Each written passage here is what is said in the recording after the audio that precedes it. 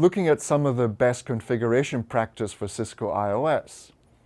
Cisco's default is for all routers to be L1, L2. And this is suboptimal because all we need is for routers to be in L2 only. Once ISIS is started, other configuration is also required for Cisco IOS. Log adjacency changes captures adjacency changes in the system log and of course can be exported to a log collector for further monitoring. There are two types of metrics supported in iOS. We need metrics to be wide, which gives us a 24-bit range. The default metric in ISIS, as in iOS, is only 6 bits, which is not much scope at all for networks today. We set the IS type to be level 2 only. This is a router-wide configuration. And then finally, we set the NET address, as I've described earlier. To activate ISIS on an interface, we go to the actual physical interface and add in the command line IP router ISIS and the process ID.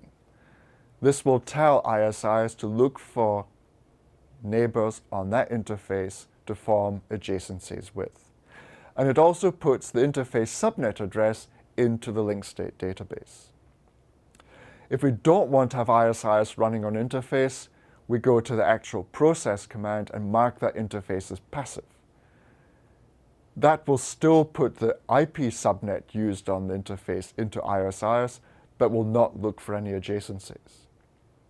If there's no ISIS configuration for any interface at all, then CLNS will not be run on that interface and no subnet will go into the link state database. All interfaces in ISIS have a default metric of 10.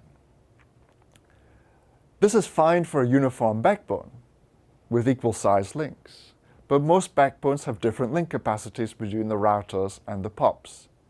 And today, many operators will set the default metric to be a very large number, for example, 100,000. And following that, many operators develop their own interface metric strategy. The higher the bandwidth, the lower the metric. And you can set in Cisco IOS the metric simply by going to the interface and using the ISIS metric command. Care needs to be needed as the sum of the metrics determines the best path through the network. ISIS will choose the lowest cost path from end to end, and it will load balance across paths with equal total cost to the same destination. In the example here, the best path, lowest cost, is 11. If we go from the user to the content the user is observing, one path has a total cost of 15, the other path has a total cost of 11. In the second example, both paths have a cost of 15.